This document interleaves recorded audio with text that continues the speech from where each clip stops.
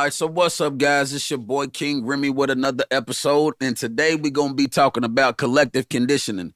I done did my little research, did a little homework, like I did when I was in college, and then ran down some information for y'all. So I'm gonna be swapping this screen back and forth to show, let y'all pause and read some of this information, and I'll include some of these links for you to go, check some of it out yourself and stuff in the video when I get done with it. So, without further ado, we're gonna get right into it. So what is collective conditioning? Collective conditioning is the process by which societal norms, values, and beliefs are unconsciously shaped and reinforced over time. The importance in societal behavior and cultural identity. Collective conditioning, the importance in societal behavior and cultural identity. Collective conditioning significantly influences how we perceive ourselves and others, impacting everything from societal interactions to cultural traditions. So that's the definition of collective conditioning, and that's exactly the way that I perceived it when it was given to me. Like when Miss Monk gave the lecture on the class about collective conditioning, I was like, it's like they trying to train some people, or like you trying to get us to think a certain type of way, and this is major because this would explain why a lot of people be angry, or a lot of people, feel some type of way about things because you are led to believe these certain things.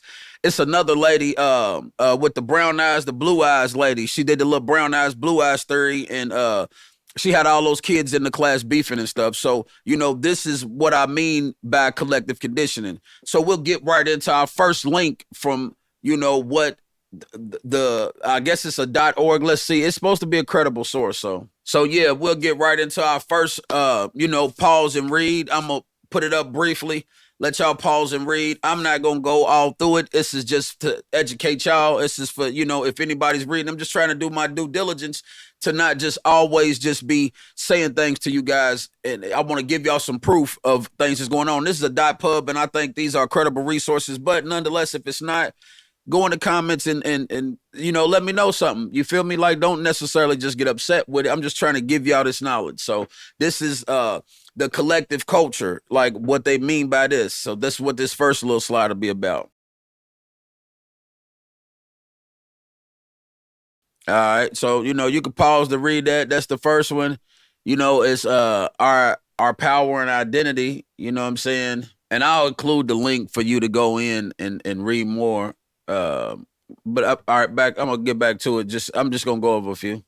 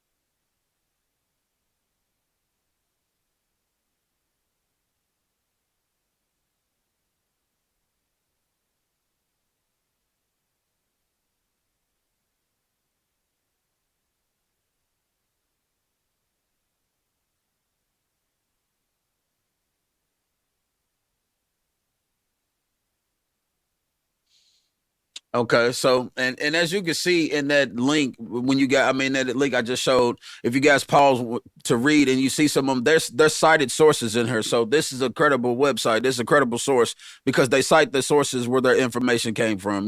As far as if anybody know anything about information being passed, you can't just post stuff and it be passed forward like that. You have to have a cited source and all that, because if not, they take it down. Like it's not valuable. And they even mentioned W.E.B. Du Bois in there. You know what I'm saying? So everybody know who he is if you know any little stuff about history. But that's just one. So now let's go on back. Let's get back to what I meant. So the collective conditioning that we are taught to embrace the white and black narratives. Like, that's what I want to stress to you. You know what I'm saying? I ain't trying to advocate for a white person. I ain't trying to advocate for a black person. I'm just trying to advocate for the knowledge. I want people to understand some things, and then that way you can move forward. When we embrace these titles of white and black, we lose the culture. We lose the history of who we are. When we lose the history of the culture and who we are, we also lose rights to stuff. We lose rights to ownership. We lose rights to land and whatever trust and deeds or family estates may be passed on, because they come in with the new laws. They come in with these laws honoring, this is the such and such's family's land, and it goes to them and their kids and all this. And I'm going to get to something that's wild, because I'll show you how a lot of it was got around. I got a video that I'll play a little bit in here of how they got around.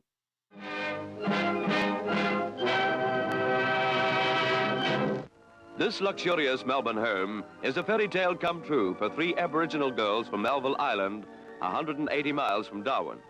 Mr. and Mrs. Deutscher visited the island last year and adopted 3 Aborigines to bring up with their own 3 children.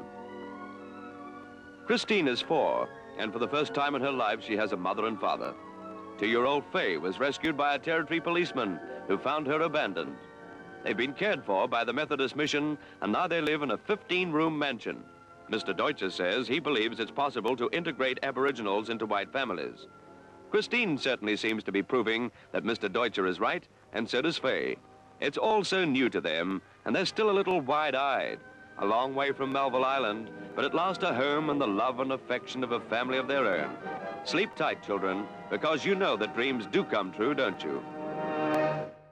How do you determine what is a good intention? I mean, there were certainly people who said, particularly if they saw light-coloured children, and said these children shouldn't be allowed to grow up in the Aboriginal camp. They should be brought into white society and their level of civilisation raised. That was the sort of view. There were also people who thought that the conditions in camps were bad, and as they were. I mean, the social, medical conditions of many Aboriginal people was very, very poor, and so people thought, well, it's better if you take the children away. They'll have a better life.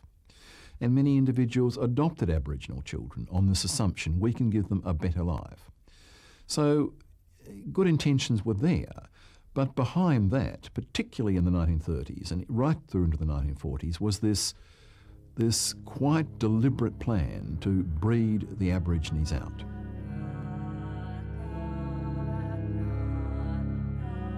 Norman B. Tyndale, the physical anthropologist, wrote the theory of race in Australia, and it looks like a stud book. It looks like a breeding manual for animals. If you mix 1 full blood with 1 half caste equals a 3/4 caste. 1 3/4 caste mixed with 1 quadroon equals 1 half caste. And that's published in a scholarly journal, in an anthropological journal. Eugenics was an idea which was extremely important in most Western countries, and the idea was that through breeding you would improve the race or the nation. You would breed out bad characteristics with large-scale plans. That is, you would sterilise the unfit, and that happened widely in many Western countries. And in Australia, it took the form of trying to breed out the colour. You know what I'm saying?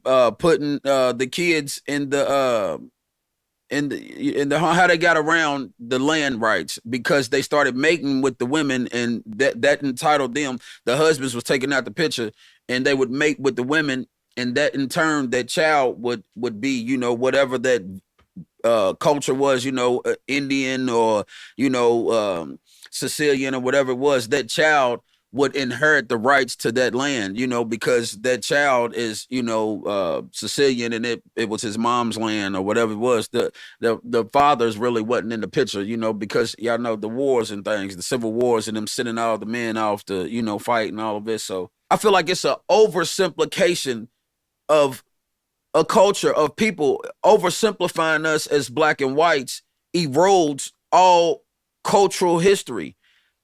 You might have had a rich inheritance. You might have had a rich family back in those days. You know what I'm saying? So it erodes any rich cultural heritage that you may have. Like, you don't know a lot of stuff that you may have had the potential to know if it were not for us being placed into such a category. If you look at certain things, the historical evidence of how a lot of indigenous folks had to register as Negro, and then where Negro come from. You know what I'm saying? Sicilian families and all these different families that were immigrants that come from Iceland and Norwegian and all these different places, they had to come and register as white.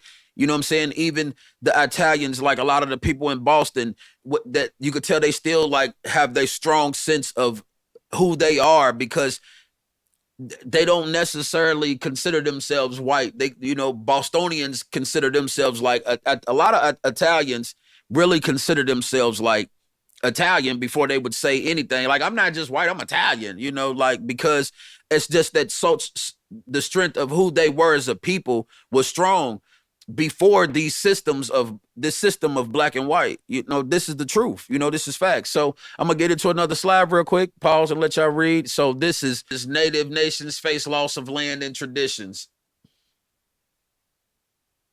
And pause and read. I'll just scroll through.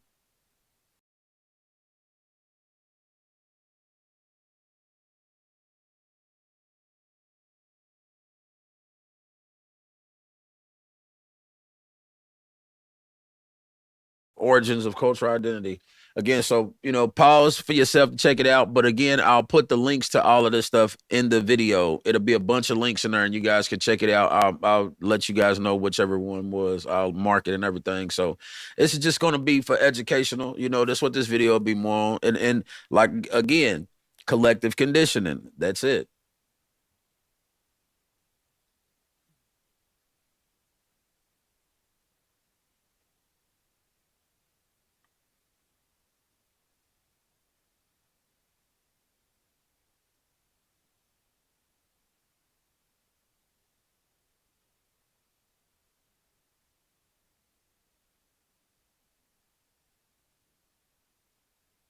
So it's wild. Relocation programs, boarding schools, forced schooling. Like, it was just so much stuff, man. Forced Christianity, you know what I'm saying? The Christian missionaries. And here go another one, once everybody became black, and everything, and like Special Order Number 5. I know if you guys don't remember that through history, what was his, I want to say, Andrew Jackson, Special Order Number 5. I want to say so it was.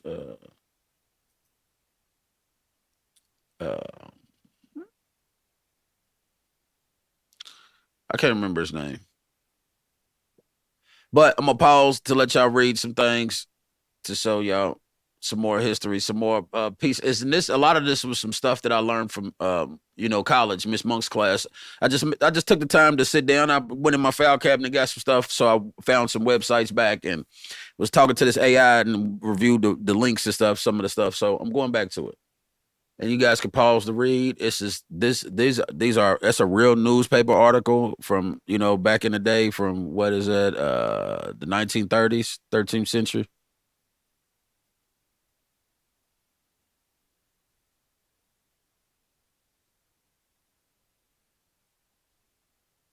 Yeah, Lyndon Johnson, I think that's who it was. The president, President Andrew Johnson. Yeah.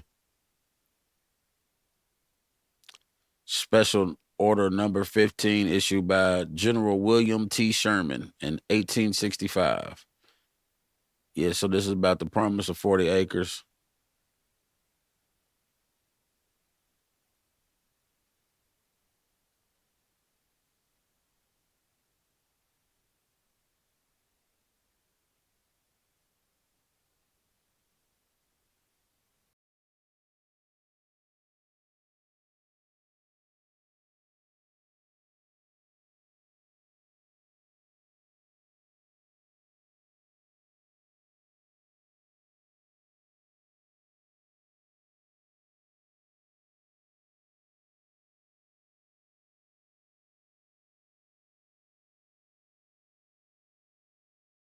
Here we go. And again, .org.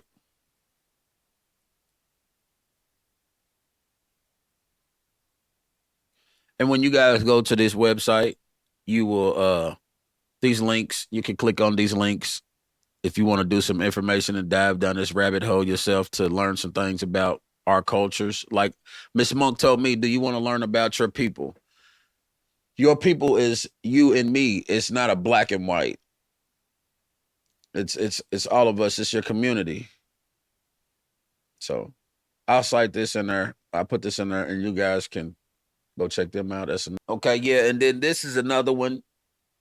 This is another source that will back up what I say as far as like the collective conditioning part with the movies, like the things we see on TV, the superheroes, the narratives being pushed. You know what I'm saying? Like the Brokeback Mountain movies and stuff like that. You know what I'm saying? So it's always an agenda, regardless if we feel it or not. You know what I'm saying? Regardless if we think that it is or not. And then it's another one. It's a lot of people that already did it. I'm not going to, divulge the time to it. But a lot of people has proven how much the Pentagon is really involved in the creation of movies like Iron Man, the Transformers, and everything. Like they was actually a part of it, even helping create the budget and all of that stuff. So it lets you know what does the government, the army, the military, what do they have to do with the a show being showed to kids? You know what I'm saying, on TV and things, like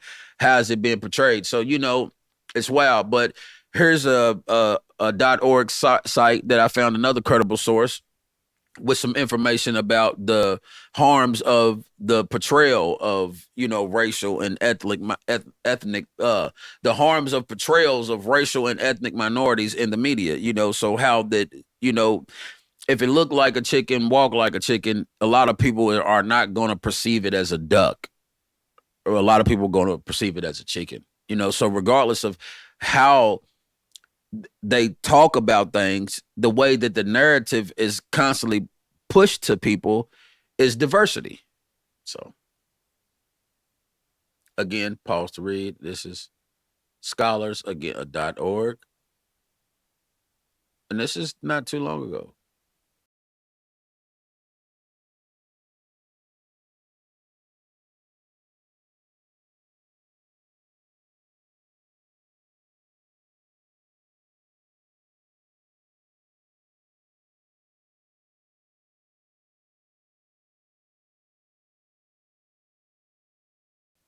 We don't do no WikiLeaks. And that's why I said, man, and I also linked the AI in her. If you guys ever want to sit down and ask some questions to this poll, it's got like packs on the website. Once you download Poe, it's kind of like you download your own AI. And then you could teach your AI to know certain things. Like, so you read what you upload. And if you guys are interested in this, I'll do an episode about Poe one day. Somebody comment if y'all interested. Y'all want me to do a video about Poe. Start communicating. I will always sit down with somebody and I don't, they can share their point of view on that situation or that topic, and we can discuss some things and all of that. You don't necessarily have to feel some way. I just feel like, it strengthens my belief in that type of energy, that a lot of people, we had a conversation. I'll do that as an episode as well. But women wonder why it's so many men that have not, that they was talking about men don't really ask women to go on dates no more. They don't really like talk to them and stuff like that. They don't walk up and start conversations. You wonder why? Because the way that women are standoffish and stuff nowadays is just wild. So just us being in the car waiting, looking for the traffic to come through. Like, I swear we were turning to pull out, and we just happened to look over and see somebody walking with their kid. And the way she turned around and looked at us was like we was waiting for her. Like we was waiting, looking at her. But I swear to you, I'm in a big extended bid, 2500. We're going to take 2 lanes when we turn out. So when you seen us sitting there waiting, looking, it wasn't you. It was actually waiting to turn out because of the cars in front of me. I had to come across. So, that's the stuff that I'll be talking about. My window was down and we was looking the direction of the traffic coming. Everything was coming this way.